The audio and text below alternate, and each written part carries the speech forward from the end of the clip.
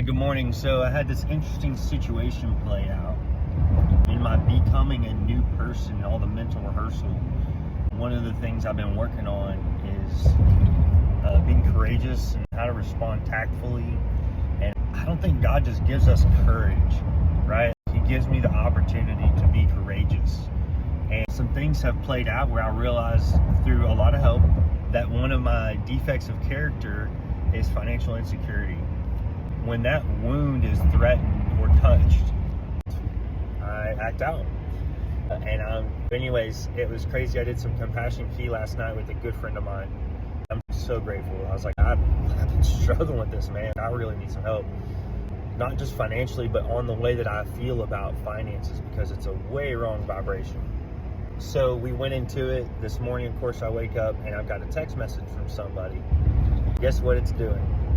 Right? It's threatening my financial security, my pride, my ambitions, my pocketbook, my self-esteem, my personal relationships, my sex relationships.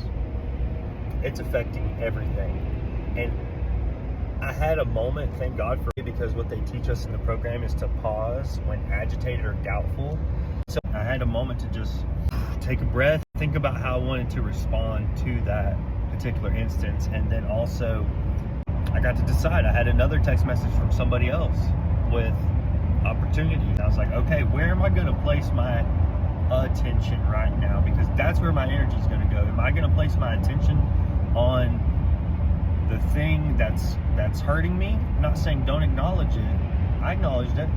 But is that what I want to focus on this morning? So instead, what I did was I wrote a gratitude list, ate a little bit of breakfast, and on my way into this meeting this morning, I started praying for this guy, that he would have the desires of his heart, that his business would grow and flourish, that he would have a great relationship with his family, and all the things that I would want for myself. I prayed for this person. I accepted the other opportunity and was like, of course, I'm going to get to it. I go to a meeting this morning. Of course, it's upon here's how we conduct ourselves in the morning so that we can be the best versions of ourselves. I'm just like, of course, right? And I was not feeling great this morning, but now I feel totally different. It's like the old version versus the new version of who I am becoming. Thank God for everything that's happened, that I get to overcome this, to be the person that can have a way better response. That'll absolutely change the situation by me having a better response. I don't have to change that person or circumstance, but I can change me. In fact, that's all I can change, is I can change me. So, but by doing that, I change everything. So, I get to make a decision today about who I want to be. It takes a lot of work. It takes a lot of conscious effort.